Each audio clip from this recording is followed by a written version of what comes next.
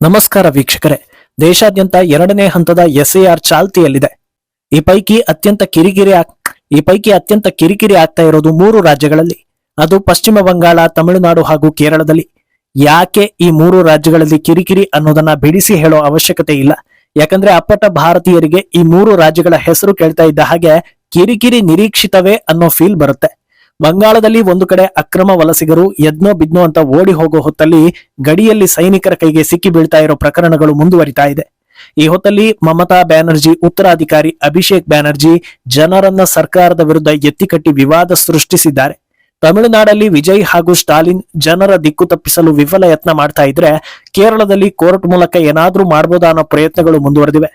ಇದೆಲ್ಲವನ್ನ 1 by 1 ವಿವರಿಸ್ತಾ ಹೋಗ್ತೀವಿ. ಈ ವಿಡಿಯೋವನ್ನ ತಪ್ಪದೆ ಕೊನೆ ತನಕ ನೋಡಿ. ಅದಕ್ಕೂ ಮುನ್ನ ಮೀಡಿಯಾ ಮಾನ್ಸ್ಟರ್ ಚಾನಲ್ ಅನ್ನ ತಪ್ಪದೆ ಸಬ್ಸ್ಕ್ರೈಬ್ ಮಾಡಿ. ಎಸ್ಐಆರ್ ಅಂದ್ರೆ ಹಾಗೆ ಹೀಗೆ ನಿಮ್ಮ ವೋಟ್ ಡಿಲೀಟ್ ಆಗುತ್ತೆ, ಬಡವರಿಗೆ ಅನ್ಯಾಯ, ಇದಕ್ಕೆ ಅವಕಾಶ ಕೊಡಬೇಡಿ, ಬಿಜೆಪಿ ವೋಟ್ ಕದ್ದು ಗೆಲ್ತಾ ಇದೆ, ಹಾಗೆ ಹೀಗೆ ಏನೇನೋ ರೂಮರ್ ಗಳನ್ನ ಹರಡಿಸಿದ್ರು ಸುಳ್ಳನ್ನ ಸಾಬೀತು ಮಾಡೋದಕ್ಕೆ ನಾಯಕರ ಕೈಯಲ್ಲಿ ಆಗ್ತಾ ಇಲ್ಲ. ಅಲ್ಲಿಗೆ ರಾಹುಲ್ ಗಾಂಧಿಯ ವೋಟ್ ಚೋರಿ ಅಸ್ತ್ರ ಫೇಲ್ಯೂರ್ ಅಂತ ಕೇಳಿದ್ರೆ ಖಂಡಿತ ಹೌದು ಅಂತ ಹೇಳ್ಬೋದು. ಬಿಹಾರ ಸೋಲಿನ ಬೆನ್ನಲ್ಲೇ ರಾಹುಲ್ ಅಭಿಮಾನಿಗಳು, ಬೆಂಬಲಿಗರು, ಎಡ ಎಕೋಸಿಸ್ಟಮ್ ಮಾತ್ರ ವೋಟ್ ಚೋರಿ ಹೇಳಿಕೆ ಕೊಡ್ತಾ ಇದೆ ಹೊರತು ಭಾರತೀಯರು ಯಾರು ಇದಕ್ಕೆ ಮಣೆ ಹಾಕ್ತಾ ಇಲ್ಲ. ಬಿಹಾರದಲ್ಲಿ ನಕಲಿ ನಿರ್ಮೂಲನೆಯ ಪರಿಣಾಮ ನೋಡಿ ಬೆಚ್ಚಿ ಬಿದ್ದಿರೋ ಉಳಿದ ಇಂಡಿ ಒಕ್ಕೂಟದ ನಾಯಕರಿಗೆ ನಡುಕ ಹೆಚ್ಚಾಗಿದೆ ಅನ್ನೋದು ಕಾಣಿಸ್ತಾ ಇದೆ. ಈ ನಡುಕ ಯಾವ ಪ್ರಮಾಣದಲ್ಲಿದೆ ಅನ್ನೋದಕ್ಕೆ ಬಂಗಾಳ ಸಿಎಂ ಮಮತಾ ಬ್ಯಾನರ್ಜಿಯ ಸೋದರಳಿಯ ಹಾಗೂ ಟಿಎಂಸಿ ಉತ್ತರಾಧಿಕಾರಿ ಅಭಿಷೇಕ್ ಬ್ಯಾನರ್ಜಿ ಹೇಳಿಕೆ ಸಾಕ್ಷಿ ಆಗ್ತಾ ಇದೆ. ಒಂದು ವೇಳೆ ಯಾರಾದ್ರೂ ಬಿಜೆಪಿ ನಾಯಕರು ನಿಮ್ಮ ತಂದೆ ಹೆಸರೇನು, ಬರ್ತ್ ಸರ್ಟಿಫಿಕೇಟ್ ಎಲ್ಲಿ ಅಂತ ಈ ರೀತಿ ಪ್ರಶ್ನೆಗಳನ್ನ ಕೇಳಿದ್ರೆ ಅವರನ್ನ ಕಟ್ಟಿ ಹಾಕಿ ಅಂತ ಹೇಳಿದ್ದಾರೆ. ಇದು ದೊಡ್ಡ ವಿವಾದಕ್ಕೂ ಕಾರಣ ಆಗಿದೆ. ಅಂದಹಾಗೆ ಈ ಹೇಳಿಕೆ ಬಂದಿರೋದು ಎಸ್ಐಆರ್ ಹಿನ್ನೆಲೆಯಲ್ಲಿ ಅನ್ನೋದು ಗೊತ್ತಿರೋದೆ. ಒಬ್ಬ ವ್ಯಕ್ತಿಯ ಹಿನ್ನೆಲೆ ಕೇಳಿದ್ರೆ ಕಟ್ಟಿ ಹಾಕಿ ಹೊಡೆಯುವಷ್ಟು ಆಕ್ರೋಶ ಬರುತ್ತೆ ಅಂದ್ರೆ ಇಲ್ಲಿ ಏನೋ ಸಮಸ್ಯೆ ಇದೆ ಅನ್ನೋದು ಮೇಲ್ನೋಟಕ್ಕೆ ಕ್ಲಿಯರ್ ಆಗಿ ಗೋಚರಿಸ್ತಾ ಇದೆ ಅಲ್ವಾ? ಎಸ್ಐಆರ್ ಪ್ರಕ್ರಿಯೆ ಉದ್ದೇಶವೇ ಪ್ರತಿಯೊಬ್ಬ ವೋಟರ್ ಬಳಿ ಹೋಗಿ ಆತ ಭಾರತೀಯ ಅನ್ನೋದಕ್ಕೆ ಬೇಕಾದ ಸಂಪೂರ್ಣ ದಾಖಲೆ, ಹಿನ್ನೆಲೆ ಎಲ್ಲವನ್ನ ಪಡೆದು ಸಹಿ ಹಾಕಿ ಕೊಟ್ಟು ಕಳಿಸೋದು. ಇದು ನೀಟಾಗಿ ಆಯ್ತು ಅಂದ್ರೆ ವೋಟ್ ಹಾಕೋದಕ್ಕೆ ಅರ್ಹ ಅಂತ ಅರ್ಥ. ಯಾರು ಹೆದರೋ ಅವಶ್ಯಕತೆ ಇಲ್ಲ. ಇಷ್ಟು ಸುಲಭವಾದ ಕಾರ್ಯಕ್ಕೆ ಹಿಂಸಾಚಾರ ನಡೆಸೋ ಮಟ್ಟದಲ್ಲಿ ಪ್ರಚೋದನೆ ಕೊಡೋದಾದ್ರೆ ನಕಲಿ ವೋಟ್ಗಳಿಂದಲೇ ನಾವು ಗೆಲ್ತಾ ಇದೀವಿ ಅನ್ನೋದನ್ನ ಪರೋಕ್ಷವಾಗಿ ಒಪ್ಪಿಕೊಂಡಂತೆ ಆಯ್ತಲ್ಲ ಅನ್ನೋದು ಜನರ ಅಭಿಪ್ರಾಯ. ಬಿಹಾರದಲ್ಲಿ ಎನ್ಡಿಎ 202 ಸೀಟ್ ಪಡೆದು ಘಟಬಂಧನಕ್ಕೆ ಹೀನಾಯ ಸೋಲಾಗ್ತಾ ಇದ್ದ ಹಾಗೆ ಖಂಡಿತ ವೋಟ್ ಚೋರಿ ಆಗಿದೆ ಅಂತ ಕೆಲವರು ಬೊಬ್ಬೆ ಹೊಡಿತಾ ಇದ್ದಾರೆ. ಆದ್ರೆ ಇದುವರೆಗೂ ಒಬ್ಬ ಬಿಹಾರ ಮತದಾರ ನನಗೆ ಅನ್ಯಾಯ ಆಯ್ತು, ನನ್ನ ಹೆಸರು ಲಿಸ್ಟ್ ನಲ್ಲೇ ಇರ್ಲಿಲ್ಲ, ನಂಗೆ ವೋಟ್ ಹಾಕೋದಕ್ಕೆ ಆಗ್ಲೇ ಇಲ್ಲ, ಈ ರೀತಿ ಯಾರು ಕೂಡ ರಾಗ ತೆಗಿತಾ ಇಲ್ಲ. ಅಲ್ಲಿಗೆ ವೋಟ್ ಚೋರಿ ಸುಳ್ಳು, ಎಸ್ಐಆರ್ ಪ್ರಕ್ರಿಯೆ ಸರಿಯಾಗಿ ನಡೆದಿದೆ ಅನ್ನೋದು ಕ್ಲಿಯರ್ ಆಯ್ತಲ್ಲ. ಒಂದು ವೇಳೆ ಇನ್ಮುಂದೆ ಯಾರಾದ್ರೂ ಬಿಹಾರದಲ್ಲಿ ಹಿಂಗಾಯ್ತು ಅಂದ್ರೆ ಕಾನೂನು ಸಮಸ್ಯೆ ಎದುರಿಸಬೇಕಾಗತ್ತೆ. ಯಾಕಂದ್ರೆ 1 ತಿಂಗಳಿಗೂ ಅಧಿಕ ಕಾಲ ಅವಕಾಶ ಕೊಟ್ಟಾಗ್ಲೂ ಯಾರು ಕೂಡ ಸಮಸ್ಯೆ ಆಗಿದೆ ಅಂತ ಬರ್ಲಿಲ್ಲ. ಈಗ ರಾಗ ತೆಗೆದ್ರೆ ಮತ್ತಷ್ಟು ಮುಖಭಂಗ ಗ್ಯಾರಂಟಿ. ಇಷ್ಟು ಸ್ಪಷ್ಟವಾಗಿರೋ ಪ್ರಕ್ರಿಯೆ ಬಗ್ಗೆ ಅಭಿಷೇಕ್ ಬ್ಯಾನರ್ಜಿಗೆ ಇಷ್ಟು ಕೋಪ ಯಾಕೆ ಅನ್ನೋದು ಜನರಲ್ಲಿ ಅನುಮಾನವನ್ನ ಹೆಚ್ಚಿಸ್ತಾ ಇದೆ. ಅಭಿಷೇಕ್ ಏನೋ ಪ್ರಚೋದನಾತ್ಮಕ ಹೇಳಿಕೆ ನೀಡೋ ಮೂಲಕ ವೋಟ್ ಬ್ಯಾಂಕ್ ಉಳಿಸಿಕೊಳ್ಳೋ ಪ್ರಯತ್ನ ಮಾಡ್ತಾ ಇದ್ದಾರೆ.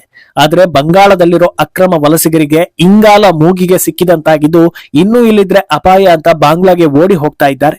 ಹಲವು ದಿನಗಳಿಂದ ಈ ಪ್ರಕ್ರಿಯೆ ಮುಂದುವರೆದು ಬಂದಿದ್ದು ಈಗ ಭಾರತ ಬಾಂಗ್ಲಾ ಗಡಿಯ 0 ಲೈನ್ ಕ್ರಾಸ್ ಆಗೋ ವೇಳೆ ಸಿಕ್ಕಿ ಬಿದ್ದಿದ್ದಾರೆ. ಗಂಡಸರು, ಹೆಂಗಸರು, ಮಕ್ಕಳು ಹೀಗೆ ಎಲ್ಲರೂ ಅಧಿಕೃತ ಅಂತಾರಾಷ್ಟ್ರೀಯ ಗಡಿಯನ್ನ ದಾಟುವಾಗ ಬಿಎಸ್ಎಫ್ ಆರ್ಮಿ ಕೈಗೆ ಸಿಕ್ಕಿ ಬಿದ್ದಿದ್ದಾರೆ. ಇವರನ್ನ ಬಿಎಸ್ಎಫ್ ಟೀಮ್ ಚೆಕ್ ಮಾಡಿದಾಗ ಯಾರ ಬಳಿಯೂ ಪಾಸ್ಪೋರ್ಟ್ ಆಗ್ಲಿ ಅಥವಾ ಇನ್ನಿತರ ಅಧಿಕೃತ ದಾಖಲೆಗಳು ಸಿಕ್ಕಿಲ್ಲ. ಸ್ವಲ್ಪ ವಿಚಾರಿಸ್ತಾ ಇದ್ದ ಹಾಗೆ ಎಲ್ಲರೂ ನಾವು ಬಾಂಗ್ಲಾದಿಂದ ಬಂದಿದ್ದು ಅನ್ನೋದನ್ನ ಬಾಯಿ ಬಿಟ್ಟಿದ್ದಾರೆ. ಕೆಲವರು ಇಲ್ಲಿ ಕೆಲಸಕ್ಕಾಗಿ ಬಂದಿದ್ವಿ, ಹಲವು ವರ್ಷಗಳಿಂದ ಇದ್ವಿ ಅನ್ನೋದನ್ನ ಹೇಳಿದ್ರೆ, ಇನ್ನು ಕೆಲವರು ವಾರದ ಹಿಂದೆ ಬಂದಿದ್ವಿ, ದಿನಗೂಲಿ ಮಾಡ್ತಾ ಇದ್ವಿ ಅನ್ನೋದನ್ನ ಹೇಳಿದ್ದಾರೆ. ಎಲ್ಲೆಲ್ಲಿ ಕೆಲಸ ಮಾಡ್ತಾ ಇದ್ರು ಅನ್ನೋದನ್ನು ಕೂಡ ಕೆಲವರು ಬಾಯಿ ಬಿಟ್ಟಿದ್ದಾರೆ. ಈ ತಿಂಗಳ ಆರಂಭದಲ್ಲೇ ಸುಮಾರು 94 ಅಕ್ರಮ ಬಾಂಗ್ಲಾ ವಲಸಿಗರು ಇದೇ ರೀತಿ ಓಡಿ ಹೋಗುವಾಗ ಸಿಕ್ಕಿ ಬಿದ್ದಿದ್ರು. ಬಂಗಾಳದಲ್ಲಿ ಎಸ್ಐಆರ್ ಪ್ರಕ್ರಿಯೆ ಆರಂಭ ಆದ ಬಳಿಕ ಇದು ಮಾಮೂಲಿ ಆಗಿದೆ. ಅಂದಹಾಗೆ ಇದರ ನಿರೀಕ್ಷೆಯನ್ನ ಇಟ್ಕೊಂಡೆ ಅಮಿತ್ ಶಾ ಒಂದು ಮಾಸ್ಟರ್ ಪ್ಲಾನ್ ಮಾಡಿದ್ರು. ಗಡಿಯುದ್ದಕ್ಕೂ 1000 ಫಿಂಗರ್ ಪ್ರಿಂಟ್ ಸ್ಕ್ಯಾನರ್ ಗಳನ್ನ ಅಳವಡಿಸೋ ಕೆಲಸ ಈ ಹಿಂದೆಯೇ ನಡೆದಿತ್ತು.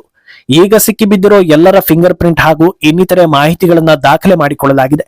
ಒಂದು ವೇಳೆ ಇವರು ಪದೇ ಪದೇ ಭಾರತದ ಗಡಿಯೊಳಗೆ ಬರೋದು, ಇವರ ಓಡಾಟ ಹೆಚ್ಚಾಯ್ತು ಅಂದ್ರೆ ಪಿನ್ ಟು ಪಿನ್ ಮಾಹಿತಿ ಸೇನೆಗೆ ಹಾಗೂ ಕೇಂದ್ರ ಸರ್ಕಾರಕ್ಕೆ ಸಿಕ್ಕುತ್ತೆ. ಮುಂದಿನ ಕ್ರಮವನ್ನ ಕೈಗೊಳ್ತಾರೆ. ಈ ಪ್ಲಾನ್ ಈಗ ಸಕ್ಸಸ್ ಆಗಿದ್ದು ಕಣ್ತಪ್ಪಿಸಿ ಓಡೋದಕ್ಕೆ ಯತ್ನಿಸಿದ್ರು ಮತ್ತೆ ಯಾವತ್ತೂ ಭಾರತದ ಕಡೆಗೆ ತಿರುಗಿ ನೋಡದಂತಹ ವ್ಯವಸ್ಥೆ ಕೇಂದ್ರ ಸರ್ಕಾರದ ಕಡೆಯಿಂದ ಆಗಿದೆ. ಇನ್ನೊಂದೆಡೆ ಇತ್ತ ತಮಿಳುನಾಡಿನಲ್ಲಿ ಸ್ಟಾಲಿನ್ ಸರ್ಕಾರದಿಂದ ಎಸ್ಐಆರ್ ಗೆ ವಿರೋಧ ಇದೆ ಅನ್ನೋದು ಗೊತ್ತಿರೋದೆ. ಆದ್ರೆ ಅದನ್ನೂ ಮೀರಿ ಎಸ್ಐಆರ್ ಪ್ರಕ್ರಿಯೆ ಯಶಸ್ವಿ ಆಗ್ತಾ ಇದೆ.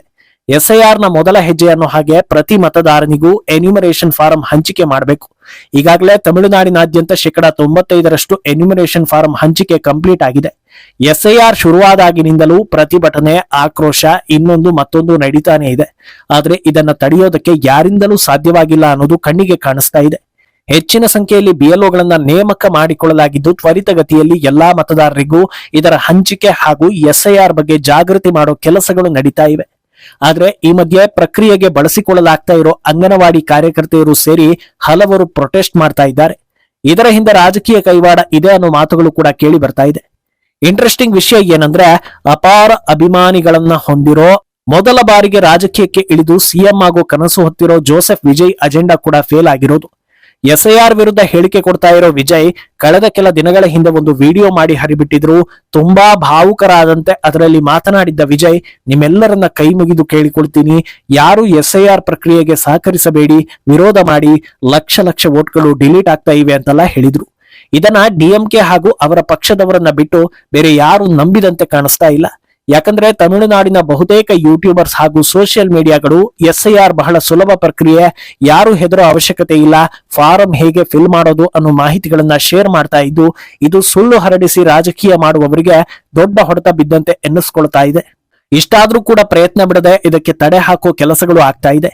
ಕುಂಭಕೋಣಂನಲ್ಲಿ ಮಹಿಳಾ ಅಧಿಕಾರಿಯೊಬ್ಬಳು ಎಸ್ಐಆರ್ ಪ್ರಕ್ರಿಯೆ ಒತ್ತಡ ತಡೆಯುವುದಕ್ಕಾಗದೆ ಆತ್ಮಹತ್ಯೆಗೆ ಯತ್ನಿಸಿದ್ದಾಳೆ ಅನ್ನೋ ಸುದ್ದಿ ಬಂದಿದೆ. ಒಂದು ದಿನದಲ್ಲಿ 200 ಫಾರಂಗಳನ್ನ ಹಂಚಿಕೆ ಮಾಡಲೇಬೇಕು ಅನ್ನೋ ಒತ್ತಡ ತಾಳಲಾಗಿದೆ.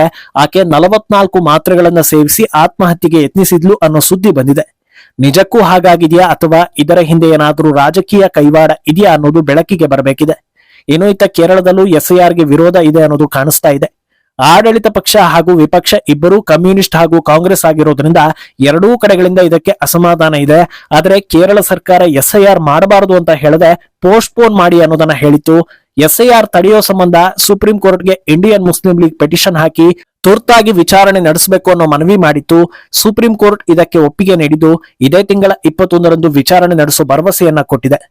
ಅಂದಹಾಗೆ ಸುಪ್ರೀಂ ಕೋರ್ಟ್ನ ಮುಖ್ಯ ನ್ಯಾಯಾಧೀಶರಾಗಿರೋ ಸಿಜೆಐ ಗವಾಯಿ ಅವರ ಪೀಠ ಈ ವಿಚಾರಣೆ ಕೈಗೆತ್ತಿಕೊಂಡಿರೋದ್ರಿಂದ ಯಾವ ರೀತಿ ತೀರ್ಪು ಬರಬಹುದು ಅನ್ನೋ ನಿರೀಕ್ಷೆ ಹೆಚ್ಚಾಗಿದೆ. ಒಟ್ನಲ್ಲಿ ಯಾರು ಎಷ್ಟೇ ಅಡ್ಡಗಾಲು ಹಾಕಿದ್ರೂ ಎಸ್ಐಆರ್ ತಡೆಯೋದಕ್ಕೆ ಸಾಧ್ಯವಿಲ್ಲ ಅನ್ನೋದು ಕನ್ಫರ್ಮ್. ಬಂಗಾಳದಲ್ಲಿ ಎಸ್ಐಆರ್ ಬಳಿಕ ದೀದಿ ಸೋಲ್ತಾರೆ ಅನ್ನೋದು ಬಹುತೇಕರು ಅಂದಾಜಿಸಿರೋ ವಿಚಾರ. ಆದ್ರೆ ತಮಿಳುನಾಡು ಹಾಗೂ ಕೇರಳದಲ್ಲಿ ಏನಾಗಲಿದೆ ಅನ್ನೋದನ್ನ ಕಾದು ನೋಡ್ಬೇಕು. ಈ ಬಗ್ಗೆ ನಿಮ್ಮ ಅಭಿಪ್ರಾಯವನ್ನ ತಪ್ಪದೆ ಕಮೆಂಟ್ ಮೂಲಕ ತಿಳಿಸಿ.